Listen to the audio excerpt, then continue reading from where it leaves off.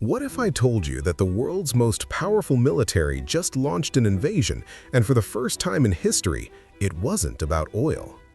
On January 3, 2026, the silence over Caracas was shattered. Over 150 aircraft swarmed the Venezuelan capital in an operation called Absolute Resolve. Within hours, the president was in handcuffs. The world watched in shock as headlines shouted about democracy and drug cartels. But behind the smoke and the political speeches, a much deeper secret was unfolding.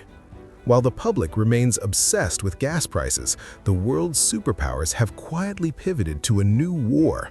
A war not for black gold, but for a shiny, conductive metal you likely have in your hand right now. This is the story of how silver became the most dangerous resource on Earth. For decades, Venezuela was famous for one thing: having the world's largest oil reserves. But in 2026, oil is no longer the ultimate prize. Just days after the US took control of the region, a massive document was leaked. It revealed an $8 billion plan to build the world's most advanced metals smelter right in the heart of South America. Why? Because Venezuela isn't just sitting on oil. It is sitting on one of the largest untapped reserves of silver and rare earth minerals in the Western Hemisphere. The US isn't just there to fix politics. According to the latest reports from the IMF, they are securing a strategic mineral reserve. They are building a fortress around the materials needed for the next century. But why the sudden rush for silver? To understand that, we have to look across the ocean. On January 1, 2026, China dropped a bombshell. They officially moved silver from a common commodity to a strategic national material.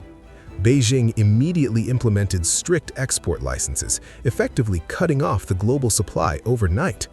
This wasn't just a policy change, it was a declaration of economic war. China currently controls the processing of nearly 70% of the world's critical minerals. By restricting silver, they aren't just hurting jewelry makers, they're choking the production of AI chips, high-end weaponry, and electric vehicles. The message from Beijing was clear: if you want to build the future, you have to play by our rules. So why is silver so special? It's simple physics. Silver is the most conductive element on the periodic table. You cannot build a modern world without it. Every 5G tower needs it. Every AI data center requires miles of silver-coated cables to function. And the green revolution? It is built entirely on silver. The Silver Institute recently reported that by late 2025, the world entered its 5th consecutive year of a massive supply deficit. We are using silver faster than we can dig it out of the ground. By 2026, that gap has become a canyon. This is why the price of silver hit an all-time high of $84 an ounce this month. We aren't just running out of a metal, we are running out of the very fuel that powers the digital age. The map of global power is being redrawn before our eyes. In the 20th century, if you controlled the Strait of Hormuz, you controlled the world.